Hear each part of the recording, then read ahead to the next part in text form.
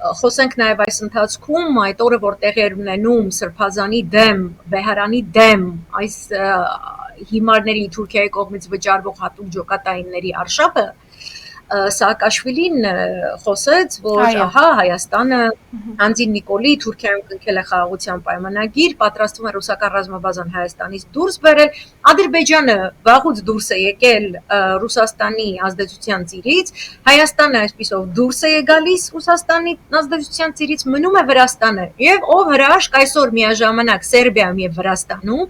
տեղի են ունենում նույն թավշյա որակի ցույցեր, այսինքն Վրաստանում նոր շունչ է ստացել ընդդիմությունը, այսինքն բյուջետային ֆինանսավորման կենտրոնը Վաշինգտոնից տեղափոխվել է Բրյուսել, բայց Վաշինգտոնի ռազմավարության շրջանակներում։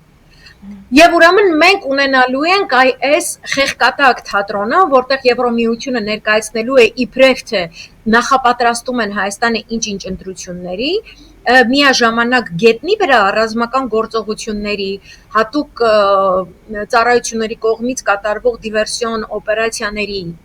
դիտանկյունից մենք կտեսնենք լրիվ այլ որակի նախապատրաստություն պատերազմական էսկալացիայի,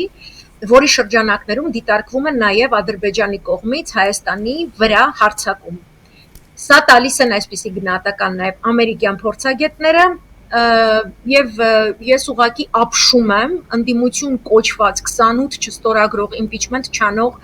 հիմարների, տխմարների, ընդդիմադիր դաշտի ուսապարկերի անողնաշարությանը, որ շարունակում են, որտեղ մենք մյուսներին ԿՊ-ին մենք գիտենք, որ թուրք են։ Մենք գիտենք ապացուցված կերպով, որ թուրքի տակ են։ Սրանք առաջ են գցում թուրքի գործը, բայց ուզում են մենք իրենց ազգային ազատագրական պայքարը մղողի տիծխոս տանք, երբ որ ասում եք իսկ ինչպես ես մղում պայքարը, ասում է ես պատրաստվում եմ պայքարի ընտրությունների միջոցով, որ 2021-ին կրկին դա չի անցել, այսինքն սա դրածո ընդդիմություն է, որին Եմեն եւ ԱՄՆ-ն ինչ որ փոքրիկ փշրանքներ են նետելու, որ իրենք շարունակեն իբրև թե ընդդիմադիր խաղալ, դա լավագույն սցենարն է լինելու, բայց փաստացի մեր դեմ պատրաստվում է պատերազմ, այս ամենը տեղի ունենում եւ Կայա Կալասի հայտարարությունը տեղի ունենում, պատրաստվող հարցական